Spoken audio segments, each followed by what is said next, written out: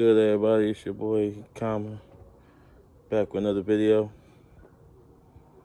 It's been a minute since I made a video, man. I'll get back active. But today, I want to talk about how sensitive a subject quarterbacks is. Like, if you want to get a rise out of any sports fan, usually the route to go is to talk about their quarterback, NFL-wise. So I tuned into a couple people lives today. I'm actually, I watch them every day. I'm subscribed to them, Philly Fresh. I'm not too familiar with the other two guys, Philly Notion and I think his name Chalk It Up. I don't remember his name, no disrespect, I just don't remember the name. But I know it's Chalk It Up for real. But I don't remember his real name. But my thing was this, I was in a live chat. I mean, they ain't acknowledging me anything, but I was going back and forth about 30, 40 Eagle fans in a live chat. And as a bunch of Eagles fans and Eagle Nation make a bunch of excuses about the Carson Wentz saga and what's preventing him from playing well. And we've seen Jalen Hurts come in and he beat the number one seed in the NFC, but everybody got their notions. He was rolling out the pocket more and all this extra stuff. Come on, man. Just be for real here. He didn't do it for 160-something yards. Or 70-something yards. He didn't set the world on fire. The difference was he wasn't sacked. The difference was he took what the defense gave him. He completed the easy passes, the short passes. He ran the ball when he had to run the ball. It's not like they ran the ball down their throats. Miles Sanders only had 14 carries. It's not that. He checked the ball down when he had to check the ball down. And then that's the difference between him and Carson Wentz. Do I agree that they don't have a great O-line and their O-line is trash? Yes, I do. But then at the same time, when out of 30-something your sacks results in you holding the ball over 4 seconds, that's a problem. Now, we can sit here and make every stat that we want to make, but the reality of the situation is, outside of their Super Bowl year, which they went on to win the Super Bowl without him, the Philadelphia Eagles under Carson Wentz has been underwhelming last year.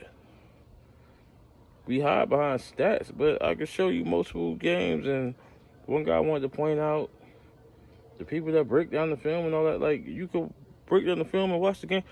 First of all, everybody's got access to the same film. Everybody got access to the same All-22. You can purchase it. You can do whatever you want. Everybody got access to the same film.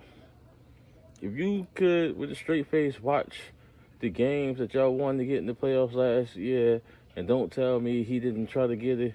He got a couple of lucky breaks in other games, and people dropping interceptions that was in the breadbasket, chest shots, and he even lobbed the interception to Xavier Woods that he dropped because he couldn't believe he threw that such a terrible pass. Sean Lee, we could go. It goes on and on. He's been the same quarterback.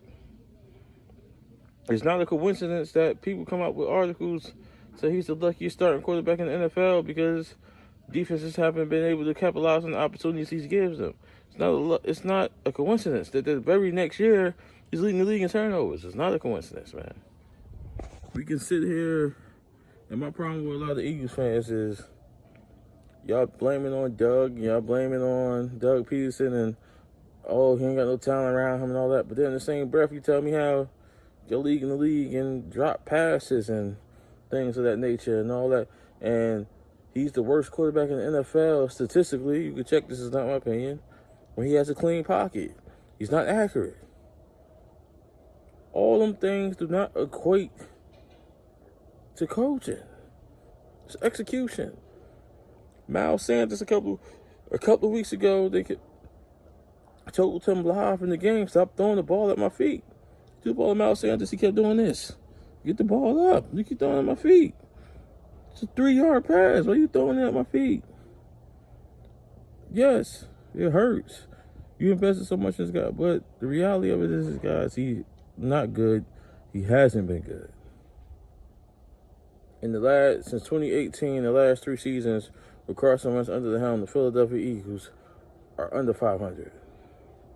The last 3 years since the Super Bowl, the Philadelphia Eagles have had at least 7 losses in each season.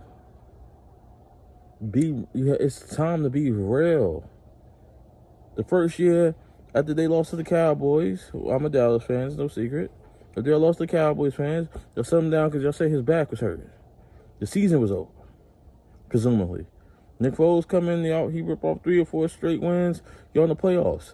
He's a drop pass from Alshon Jeffrey for going back to the NFC Championship game versus the Saints in New Orleans. That's real. That's not made up. The next year, y'all struggle. He finally played 16 games. Then the division is terrible. And he's able to rip off a couple of games at the end of the season. When y'all play the Cowboys, y'all finally get a break because Dak Prescott has a sprained AC joint and he's trying to tough it out for his team. That's not making excuses. Y'all won the game. Injury is part of the game. We're not making that excuse. You won by touchdown in which there were 3 blatantly dropped interceptions. I challenge anybody to show me the film and tell me different. Tell me different.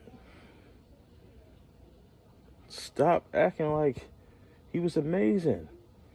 Colin Cowherd is one of the biggest Carson Wentz supporters I've ever seen. You know what he did? At the beginning of this year?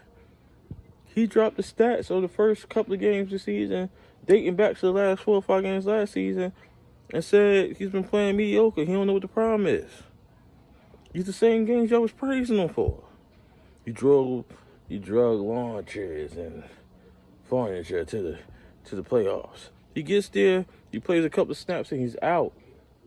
The Philadelphia Eagles in the past 3 seasons, whenever they looked at their best, there's been somebody else at the helm. It hasn't been Carson Wentz. It might be a hard pill to swallow, but sometimes we gotta wake up. I'm a Cowboys fan. I didn't always believe in Dak. I was one of the few that said, if we put Tony Romo back in, then we went further. Like, we want to get this guy the keys. It took me a couple of years to be sold on Dak. To be lying to you, but I said I wasn't. A quarterback transition is a hard thing, man. I just think people just be in denial, man. It's not rocket science, man. His pocket presence is terrible. His decision-making has been terrible. His mobility is in question. It's not a coincidence that this guy go from being the most sacked in the league to Jalen Hurts' first start against the number 1 defense in the NFL has been sacked 0 times. Convince me that's a coincidence, man. But these just my random thoughts, man. It's your boy, Kama. Let me know what you think in the comments. Salute.